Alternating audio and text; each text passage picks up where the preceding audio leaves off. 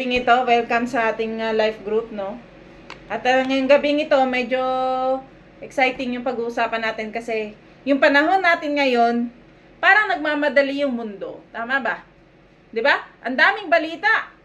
Wars, disasters, moral decline, fake teachers. Alam niyo ba ngayon merong earthquake na naman nangyari after ng Cebu, tsaka ng Masbate. Ngayon sa Davao today, kaninang umaga. At sa iba't ibang lugar sa Mindanao. 7.6. No? 7.6 magnitude. Grabe. No? Ang dami na nagtatanong, katapusan na ba ng mundo? No? Kagaya ng mga disipulo sa Matthew 24 verse 3, tinanong nila si Jesus, what will be the sign of your coming and the end of the age? Kaya ngayong gabi, pag-uusapan natin mga signs of the end times. Excited ba kayo? Gusto niyo ba malaman ano yung mga signs ng end times? According sa Word of God. No? So ngayon, ang layunin na message na ito, hindi para magdulot sa atin ng takot, kundi magising tayo sa katotohanan.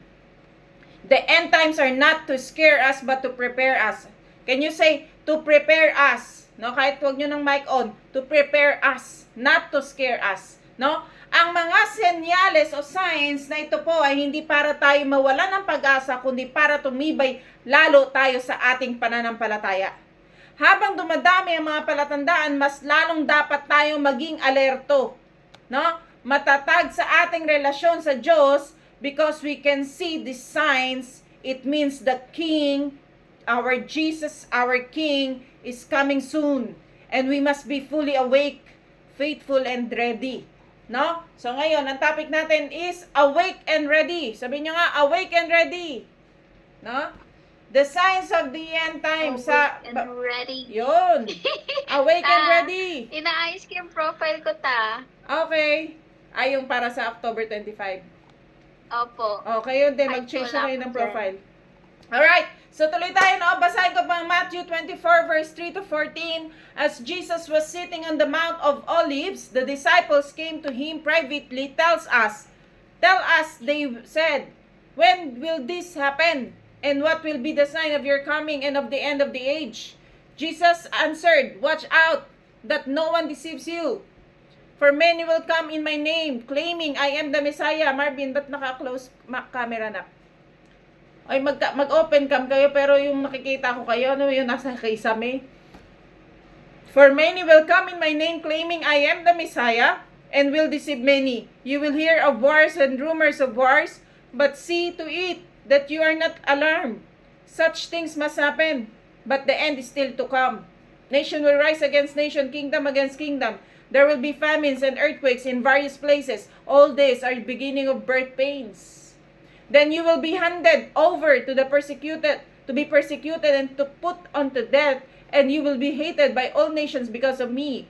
At the time, many will turn away from the faith and will betray and hate each other, and many false prophets will appear and deceive many people.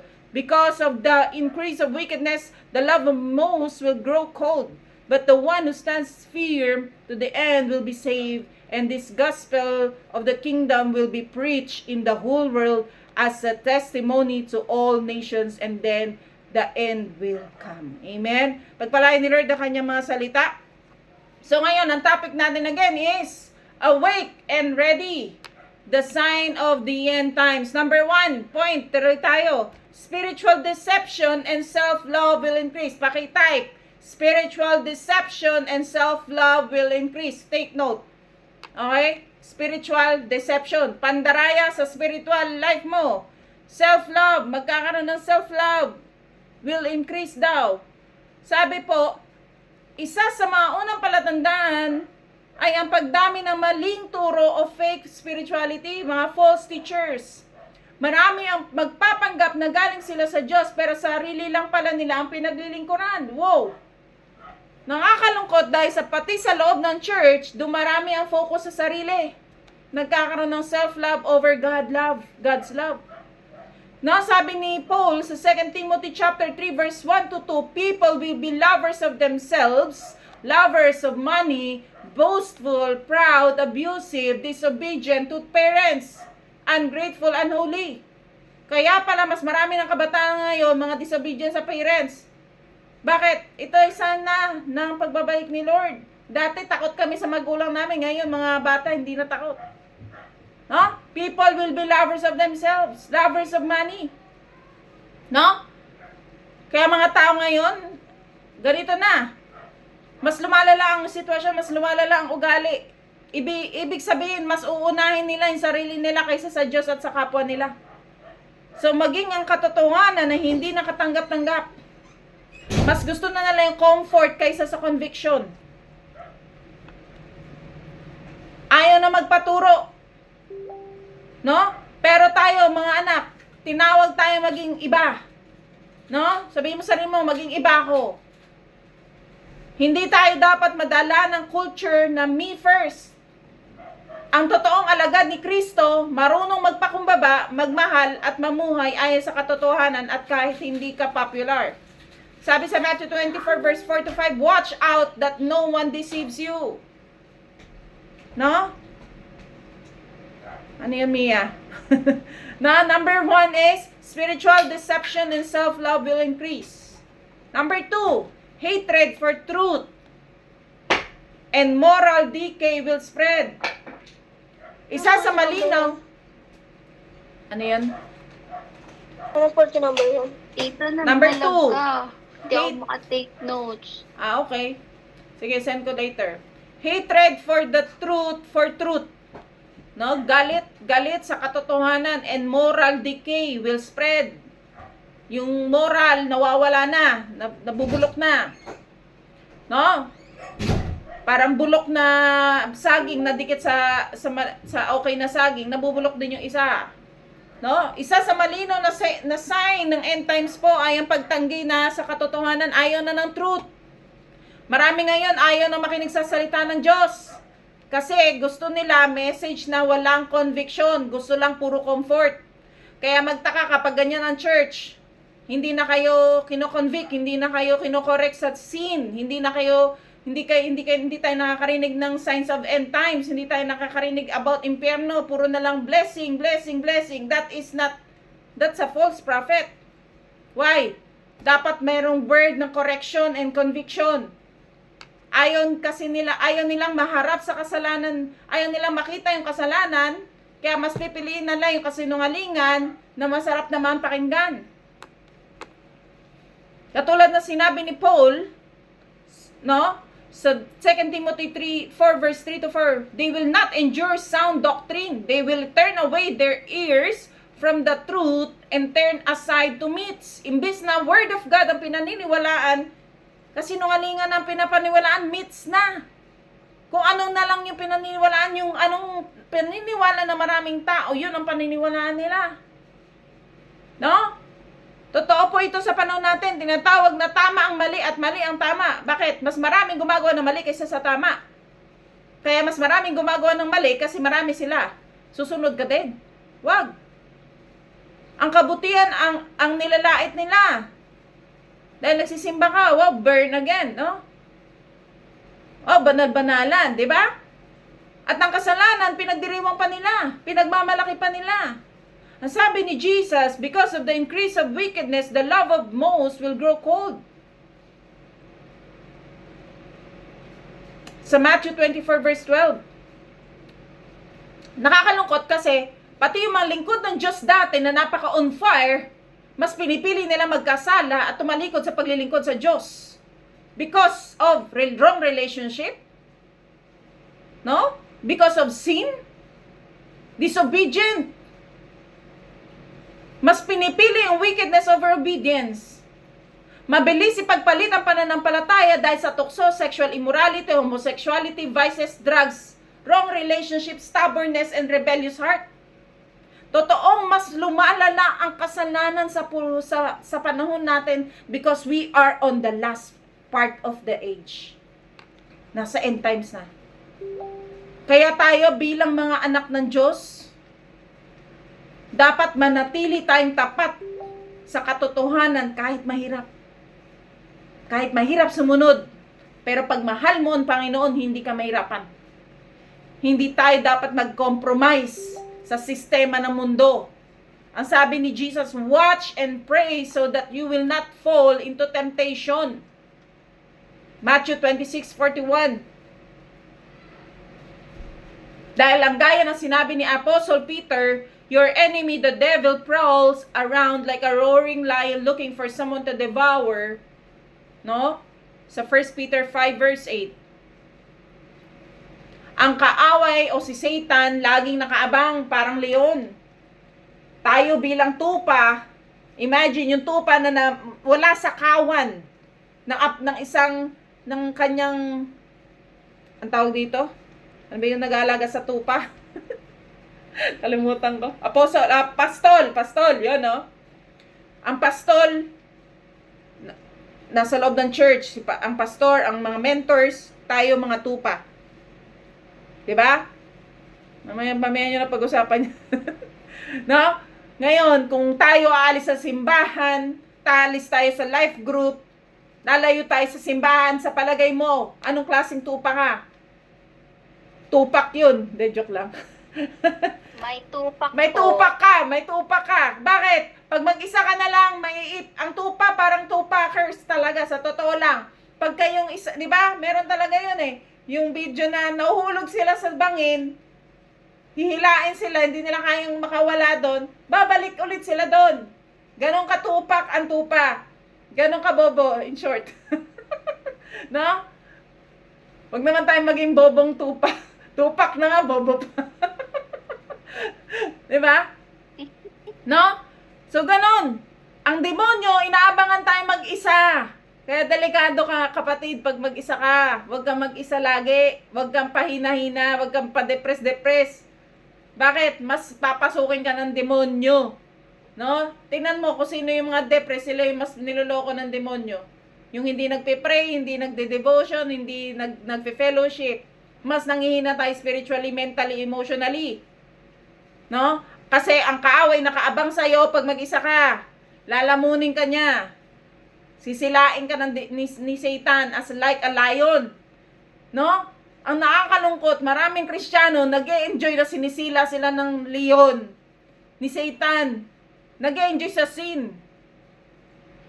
Hindi nila alam, kinakain na sila. Inuubos na sila ng Satanas. Para dalhin sa impyerno. Yung mga hindi nagbabantay, hindi nagdadasal, lumalayo sa presence ni Lord, no? Yun yung madalas na lapain ni Satan. Kaya manatili tayong alert in prayer, in fellowship, in reading the Word of God, at mamuhay sa faith natin and in truth. No? Kahit hindi tayo tanggap ng mundo. Why? You need to read the Word, mga anak. Kahit hindi ko kayo hinahanapan ng devotion, you need to read the Word. Why? Darating ang panahon na mawawala ang Biblia. Sige nga, pag nasa last days kayo, anong i-share nyo? Sabi ni Ate Chanda, ano nga ba yun? San ba yun? Paano ka ba explain? Patay na! Kaya dapat umaattend kayo ng SOD. Umaattend kayo ng ano pa. Anong knowledge nyo? Kung sa school nag-aaral kayo, para makapagtrabaho, lalo tayo dapat mag-training sa church para magkaroon ng hindi lang para head knowledge. Kailangan natin head knowledge pero hindi para magyabang, ha? Dapat lumalaki puso, hindi ulo. Okay?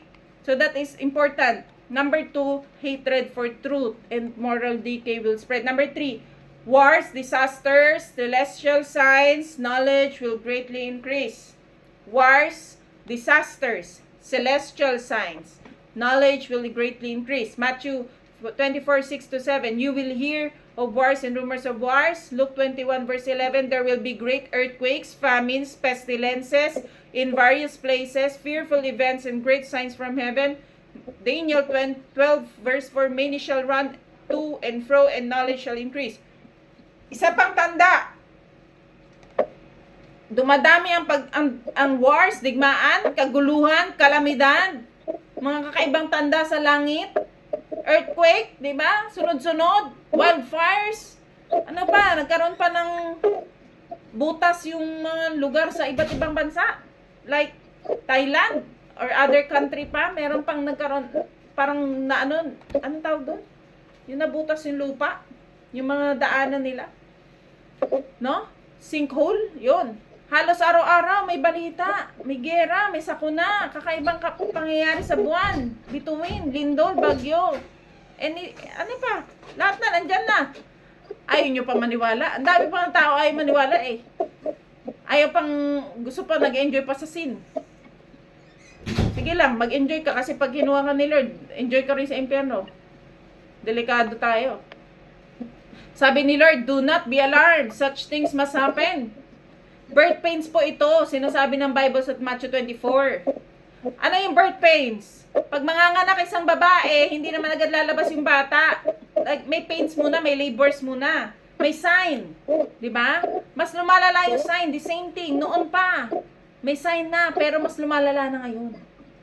Kasi panahon pala ni Daniel, sinabi na ni Lord, darating yung panahon na lalago ng husto ang kaalaman. You know what is the increase in knowledge right now is technology. AI, internet, no? Halos lahat ng information nasa kamay na natin. Pero habang tumatalino ang tao, lumalayo naman ang karunungan ng Diyos. Ang challenge sa atin ngayon, gamitin ang kaalaman, ang technology para sa kaluwalhatian ni Lord, hindi sa kasalanan. Huwag niyong gamitin yung cellphone, puro chat lang, kung kani-kanino. Gamitin niyo yung technology na yan para i-share yung gospel ni Lord, mag-post ng word of God. Mga anak, gamitin ang social media, online tools, connection natin to spread God's word. Not fear or division. No? Oras na ngayon para magbagong buhay, mga anak. Binibigyan tayo ng chance si Lord. Huwag na tayong magpasaway. Diba? Huwag na tayong magpakaloko-loko. Tapusin na natin yung kalokohan natin. Magtino na tayo ngayon. Bakit? Anytime pwedeng bumalik si Lord. Anytime pwede mag-earthquake. Hindi natin alam yung buhay natin kung last day na, kung buhay pa tayo bukas o hindi na. Kung di tayo magpapakatino ngayon, kailan ka magtitino? Kung kailan pa tayo ganano. Diba? And number 4, the rise of the mark of the beast and global control. Rise of the mark of the beast and global control. Isa sa pinaka-prophetic na tanda ng paglitaw ng mark of the beast ay isang sistema na control kung saan hindi ka makakabili at hindi ka makakapagbenta kung hindi ka natatakan. Diba? Revelations 13:16 to 17. He causes all, both small and great, rich and poor, free and slave, to receive a mark on the right hand or on their foreheads. Revelations 14:9 to 10, warning against those who receive the mark of the beast. Marami ang naniniwalang ito ay konektado saan? Sa digital ID. Tama? Microchips, cashless system. Unti-unti na pong napapatupad. Pati nga po yung digital currency. And there will be time na darating na there will be one world government and one world policy.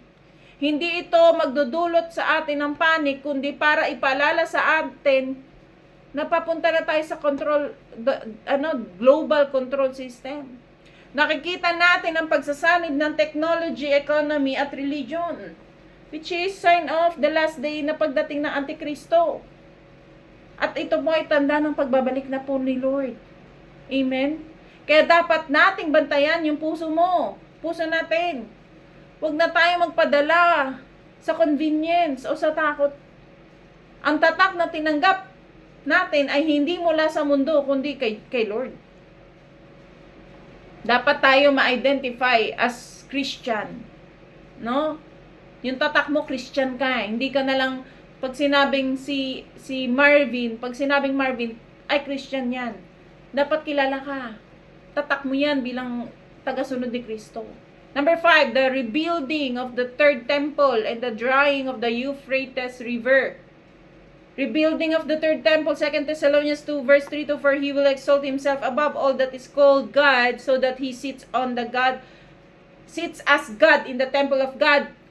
No, tinatayo na po ang third temple, rebuilding na po. Hinahanda na po ang mga red heifers o yung mga alay na baka na pula doon sa third temple. Marami na po ito, nakikita natin sa Facebook. And you know what? This is malaking factor po ito ng pagbabalik na Lord. Why? Dito papasok si Antichrist. Kaya niya pong magpakita ng kapangyarihan, mabuhay, magkasakit. Sinaksak mo siya, mabubuhay siya, gagaling siya, ganun. Tapos darating, kasama niya yung propeta niya, may propeta din siya. May kapangyarihan maglabas ng apoy. 'Di ba? Ganun sabi ng Revelation. At kung ano na pang miracle ang kayang gawin. Bakit? Maniniwala ang tao na Diyos siya eh. Ikaw ba naman makagawa ka ng miracle? Tama, mali. Kaya maniniwala ang mga tao na Kristo siya, na siya yung Messiah, na siya si God. Ngayon, kung hindi mo alam itong salita ng Diyos at hindi tayo nag-aaral at nagbabasa ng Biblia, kasama ka sa madideceive. Kasama ka sa, uy, si Lord nga yun. Di ba? Magugulat ka, uy, kaya niya mabuhay ulit. Uy, kaya niya pagalingin yung sugat niya. Di ba? Bakit? Makikita na lahat ng tao yan. Paano? Social media, video. Di ba? Ganon katindi yung antikristo na to. Kaya maraming maluloko. Kaya pag hindi ka nag-aral ng salita ng Diyos, hindi ka nagla-life group, hindi ka nagbabasa ng Biblia, patay ka. Patay ka, sumamba ka na kay antikristo, hindi mo alam. Ang muling pagtayo ng third temple sa Jerusalem ay isa pong malaking tanda ng end times sa ngayon, no? Marami ng paghahanda rito. Ito ay sentro na po ng global attention sa last days. Kasabay po nito, nakikita na rin sa balita ang pagtuyo ng Euphrates River. No? Ang eksaktong katuparan ng prophecy sa Revelation 16 verse 12. The sixth angel poured out his bowl and the great river Euphrates and its water was dried up to prepare the way for the king from the east. No? So grabe. Ngayon po, kung makikita nyo, kung magsa-search kayo sa Google o kaya ChatGPT nyo, tingnan nyo kung gaano nakatuyo ang Euphrates River. Kunting-kunti na lang yung tubig nito. No? Sign po ito na nagpapatunay na buhay ang salita ng Panginoon. Habang nakikita natin itong nangyayari sa panahon natin ngayon, mas lalo dapat tayong lumapit sa Panginoon. Magtapat tayo at mas maging handa. You know what? Meron din mga videos sa Facebook na nakakarinig sila ng alingaw, mga tunog ng chains. You know why? Kasi doon, pag binasa natin yung Revelation, andun pong 4 na demonic angels na doon nakakulong. And on the last of the last age, as in malapit na sa Battle of Armageddon, mga chapter 16, 17, 18, 19 ng Revelation, basahin nyo yan. Makikita nyo doon, yung 4 na demonic angels, lalabas sila at papatayin nilang 1/4 people of the world. Yun na po yung matinding mangyayari. Kaya po sa last days, marami pa nga monster lalabas dyan. Kaya sabihin nila alien, pero demonyo po yun, mga maglalabasan mga demonyo. Ganun na po yung pinaka last part of tribulation. Last part na po yun Hindi ko sinasabing first part kasi 7 years ng tribulation Okay? Kasi after 7 years of tribulation, meron ang lalabas mga demonic angels. So number 6 and last, the gospel will preach to all nations. Matthew 24:14. And the gospel of the kingdom will preach in the whole world as a testimony to all nations, and then end will come. Sabihin nyo nga, end will come. No? Kapag na-preach na po at nakarating na sa dulo ng daigdig ang salita ng Diyos, yun na, tapos na ang katapusan na ng daigdig.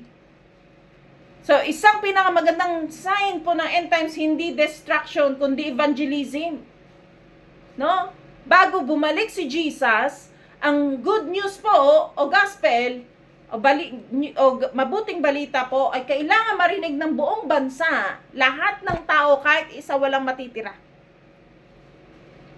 Kaya sa panahon ngayon, sa tulong ng internet, online missions, ministries, mabilis nang kumalat ang salita ng Diyos. Kahit sa lugar na bawal ang Bible, umaabot po ang Word of God. Bakit? May Facebook online. Habang hindi pa pinagbabawal ang salita ng Diyos, through online, makakapanood ka. Tama? Kahit hindi Christian nation yan, dahil may Facebook ka, Instagram, Twitter, etc., YouTube, mapapanood mo. Kaya ako may mga sa LinkedIn, may mga nakakausap ako, taga-Pakistan, Islam country to, pero mga Christian sila. Mga malalalim din sa Lord. Nakakatuwa. Di ba? Kaya bawat isa sa atin may papel po. Sabihin mo, may papel ako dito. Kasi pag nagbahagi ka lang ng salita ng Diyos, nag-invite ka lang sa life group, nag-pray ka sa kaligtasan ng ibang tao, you are part of God's end time plan. No? Sabi mo, God's end time plan, no?